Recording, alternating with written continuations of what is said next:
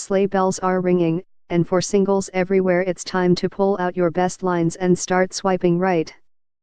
The winter cuffing season, as it's sometimes known, sees a marked rise in the number of people joining dating websites. Thanks to the cold weather and cultural pressure to have a lover at Christmas, it has become the most popular time of year for singles to splash out on a box of condoms and go searching for that special someone or, failing that, absolutely anyone. By the time December rolls around, Tinder is awash with people pretending to have fun at ice rinks and begging prospective dates to try out some appalling pop-up venue.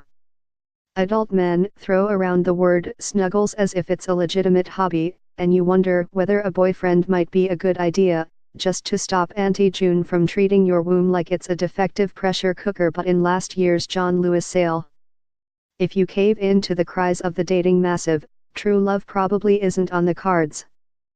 You're more likely to end up at an overcrowded winter fairground with a management consultant called Dave, sipping mediocre mulled wine and dissecting the merits of the British tax system. Eventually, when you've lost all feeling in your fingers and Dave has moved on to the subject of his fetishes, you'll run home to drown your sorrows in a glass of wine and a large Domino's.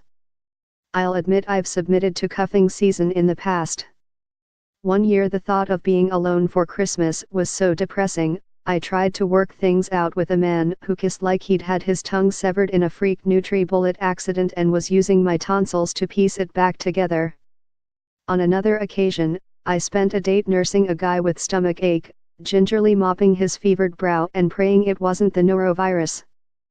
After years of terrible dates and disappointing gifts, however, I'm genuinely excited about the prospect of ditching the apps and appreciating the single life this Christmas.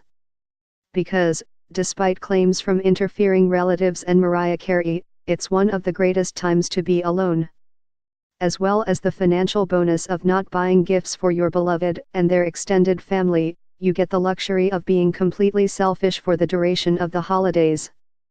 And while we're trained to think of selfishness as a negative, alone time is truly the greatest luxury of being human, just ask a new parent. Whether it's volunteering for your favorite charity, booking a trip away, reading on the sofa, or just lying in bed emptying a syringe of chocolate into your podgy, pie-filled mouth, the festive season is yours to do exactly what you want with. Of course, there's a high chance you'll spend a good chunk of it getting drunk with family and throwing Scrabble tiles at their heads. But even rows about turkey basting have their charm when you're single, allowing you to clutch on to childhood for that bit longer. Even though I've reached the grand age of 33, my parents still dutifully put a stocking outside my room to be filled by Father Christmas, and have promised to continue doing until I have kids of my own. And in that blissful, carb-fueled haze between Christmas and New Year, I will watch and eat everything I want without compromise, without apology, and without moving into the utility room because someone is watching the football.